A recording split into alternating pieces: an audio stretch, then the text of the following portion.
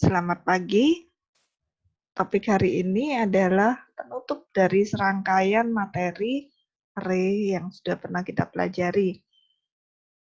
Nah, hari ini kita akan berbicara tentang 3 hal yang memiliki kemiripan, yaitu array, list, dan array list. Mari kita masuk dulu dengan sedikit mereview array. Jadi array itu adalah struktur data untuk menyimpan banyak data di suatu tempat. Ukurannya harus ditentukan terlebih dahulu, sehingga ukurannya itu terbatas. Walaupun sebenarnya dengan sedikit cara bisa seolah-olah diubah ya. Terus kemudian array sudah ada paling lama ya. Hampir selalu semua bahasa pemrograman pasti ada array-nya. Kemudian satu lagi ciri khas dari array itu tipe datanya sama semua, homogen. Nah, bagaimana dengan list? Kita belum pernah memakai list sebelum ini. Nah, list ini adalah sebuah kelas untuk menyimpan banyak data juga di suatu tempat. Boleh dianggap tidak terbatas ukurannya. Ya, batasannya hanya ya mungkin memori kita ya, memori komputer.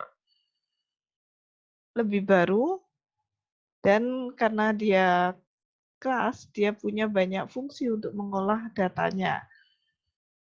Aksesnya sekuensial. Artinya aksesnya urut dari awal dan seterusnya.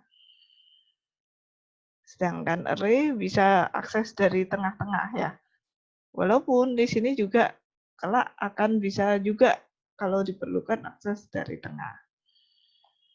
Nah, kita akan coba melihat bagaimana cara membuat suatu list.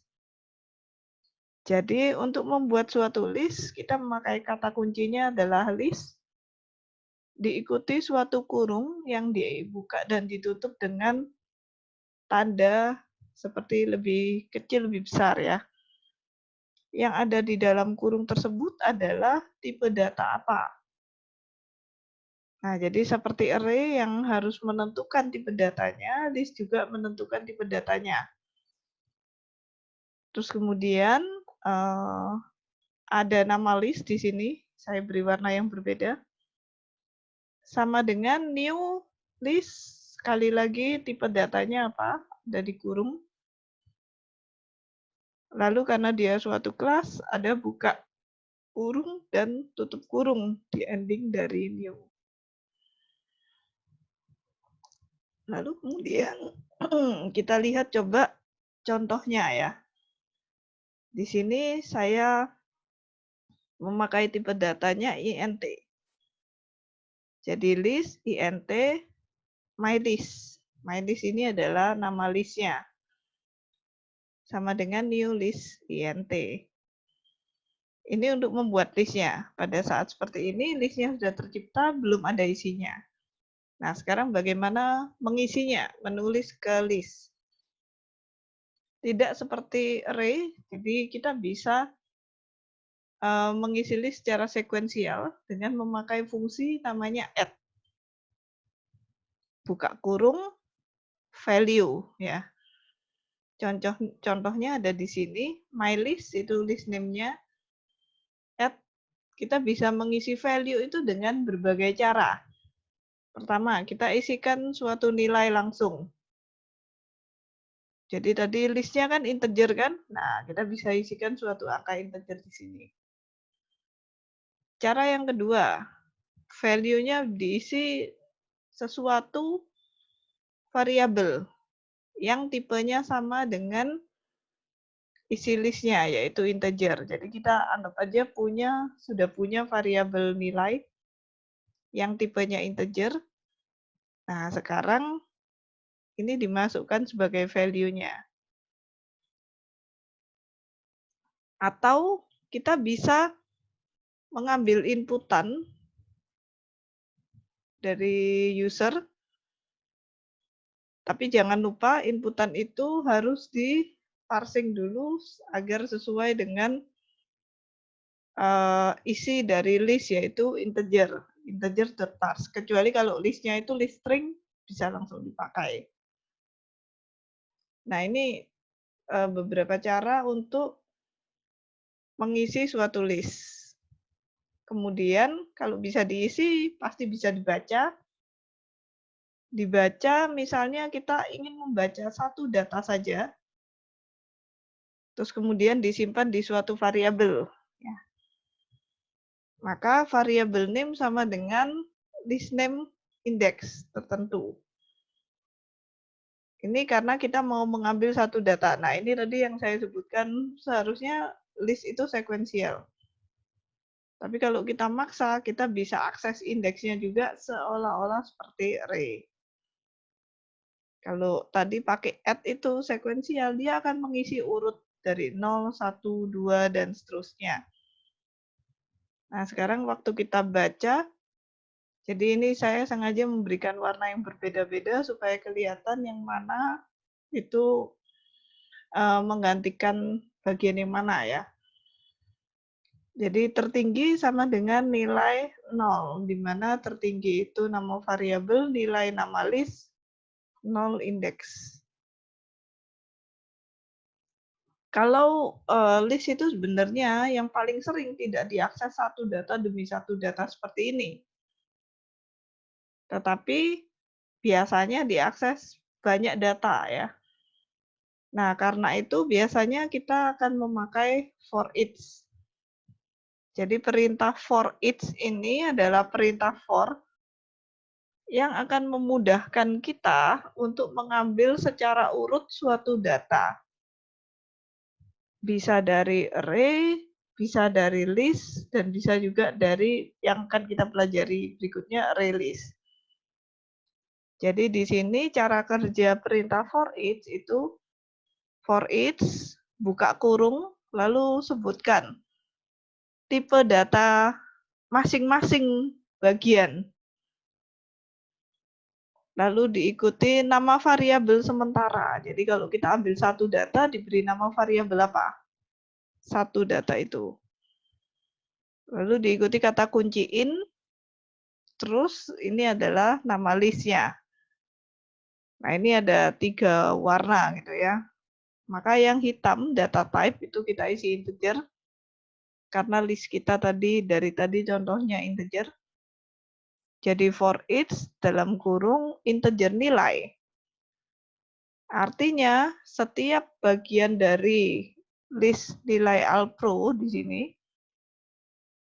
itu akan kita simpan dengan nama nilai. Jadi nilai alpro yang paling depan nilai. Nanti kalau udah geser ke nilai alpro nomor 1, nilai juga. Nilai alpro nomor 2 diberi nama nilai juga. Nah, masing-masing nilai itu akan kita kenai operasi apa? Masing-masing nilai itu akan masuk ke kurung kurawal, berarti akan masuk ke bagian perulangan. Kebetulan bagian perulangannya ini isinya hanya menampilkan isinya ya. Maka nilai itu di konsol writeLine. Oke, itu adalah list. Nah, sebenarnya baik array maupun list itu bisa saja dibuat isinya itu tidak homogen. Ya, jadi walaupun tadi dibilang array itu isinya homogen. List juga karena sudah ditentukan variabelnya tipenya apa. Tapi ada satu tipe data yang merupakan tipe data yang paling atas gitu ya dari hierarki. Dan tipe data ini adalah tipe data yang isinya segala macam tipe data lainnya. Dan itu adalah tipe data objek.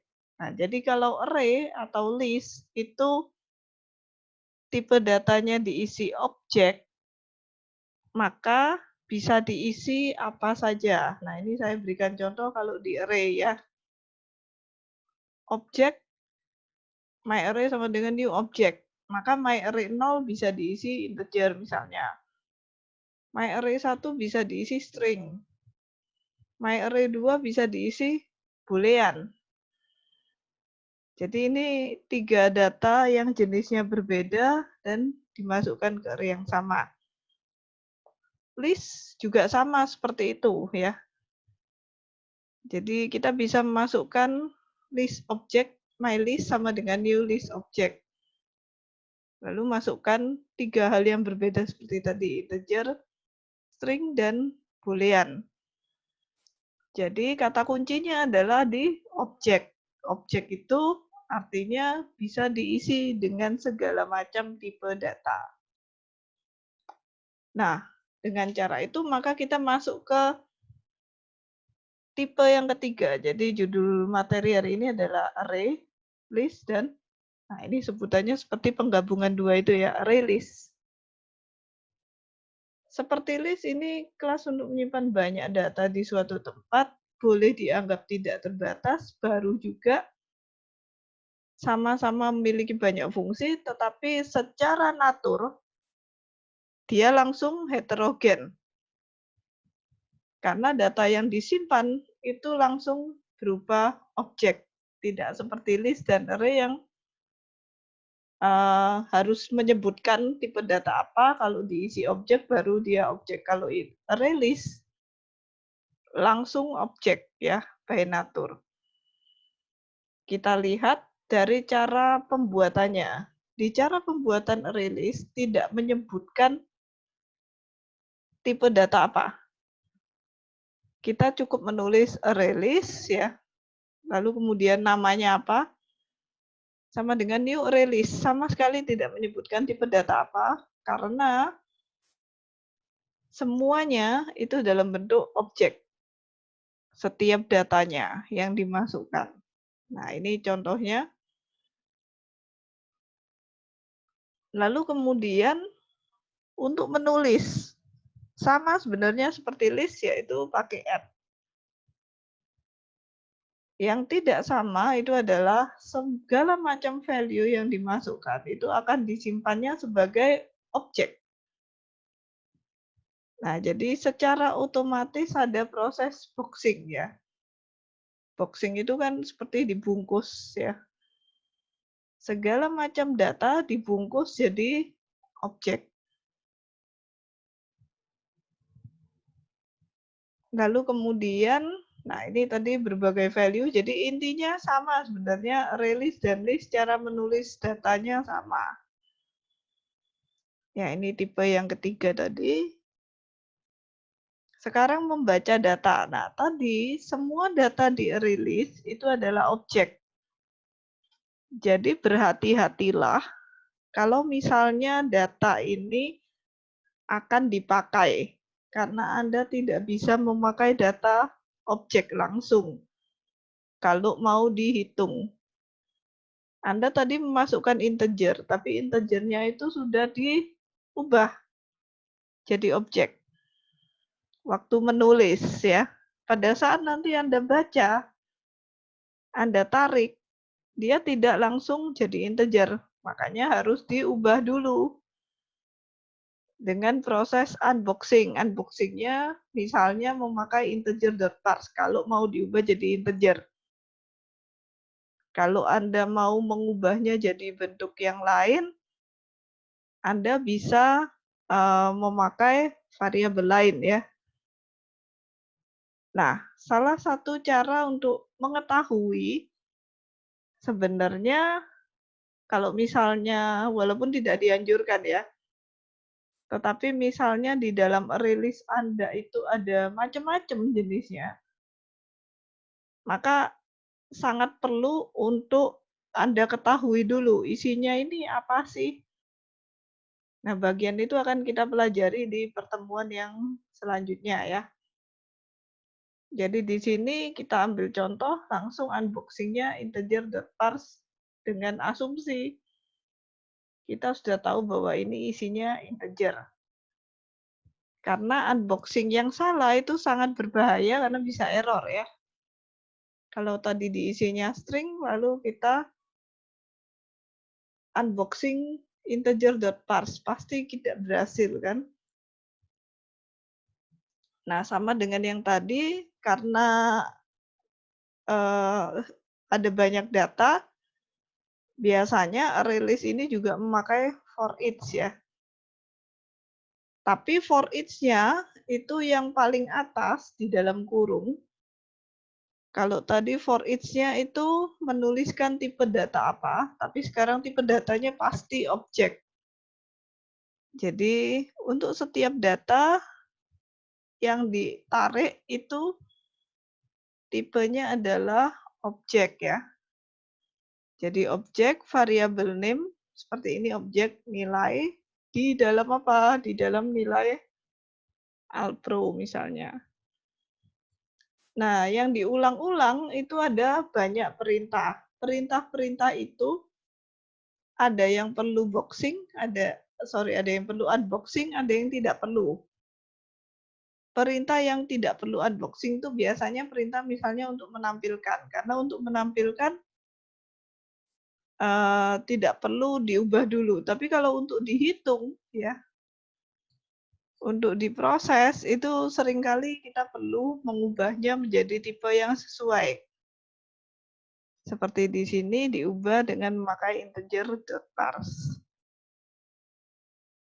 Oke, itu adalah tentang array-list. Mari kita lihat beberapa contoh, karena sebenarnya array-list dan array-list itu dipakai untuk keperluan yang mirip ya, dengan karakteristiknya masing-masing seperti itu. Yang tadi sudah kita bahas, mereka bisa dipakai secara bergantian. Nah, misalnya ada versi array seperti ini ya. Ini adalah versi mengisi array sebanyak jumlah mahasiswa ya. Nah, ini adalah versi array-nya. Anda lihat ada kemiripan nantinya cara kerjanya dengan list. Cuma bedanya di deklarasi variabel yang atas ya. Jadi cara penulisannya.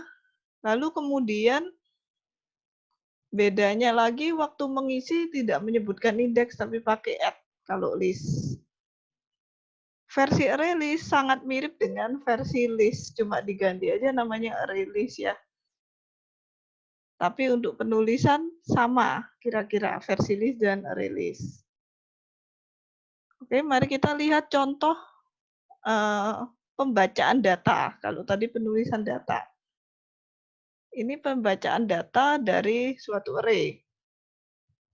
Nah, ini kebetulan case-nya adalah mencari nilai minimum kelihatannya ya. Jadi ada variabel minimum yang diambilkan dari array ke 0. Ini versi array. Lalu di dalam perulangan cek jika minimum lebih kecil nilai Alpro indeks tertentu. Indeksnya seperti waktu input tadi 0 hingga jumlah mahasiswa. Ini versi array. Coba kita lihat bedanya dengan versi list. Bedanya adalah for-nya kalau versi list sudah pakai for each. Lalu kemudian yang di dalam jika waktu paling atasnya ya integer minimum mula-mula nilai Alpro 0 tetap sama. Tapi di dalam if minimum lebih kecil nilai. Jadi tidak menyebutkan indeks apa-apa lagi karena memang saat pengambilan sudah langsung setiap kali diambil tidak dipedulikan lagi indeksnya tapi disimpan sebagai nilai untuk setiap elemen ya, disimpan dengan nama nilai. Nah, tadi sudah disebutkan list itu sekuensial, dia akan baca dari depan sampai belakang sehingga sebenarnya untuk penulisan dan bacaan indeks itu sudah tidak perlu. Versi array list itu mirip dengan list sebenarnya, tapi perlu diingat bahwa ini objek. Jadi kalau versi list itu kan for each-nya integer nilai. Kalau versi array list objek nilai sehingga if-nya tidak bisa minimum lebih kecil nilai lagi. Nilai ini harus diolah, diparsing dulu. Ini adalah bentuk unboxing ya. Nah, ini adalah, versi rilis. Jadi kita sudah melihat contoh dan saya harap bisa menangkap pola dan kemiripan array, list, dan rilis. Bisa menemukan juga perbedaannya. Untuk latihan kali ini, ubahlah semua latihan array yang sudah pernah Anda kerjakan yang lalu. Ada soal A, soal B, soal C, dan juga soal latihan yang ada di slide. Nah, itu untuk latihan ubah menjadi bentuk list atau array list ya. Mungkin berselang-seling supaya Anda bisa merasakan dua-duanya. Oke, itu saja. Sampai bertemu nanti untuk membahas beberapa hal yang sudah Anda kerjakan dan membahas trouble yang mungkin Anda alami. Oke, sampai ketemu.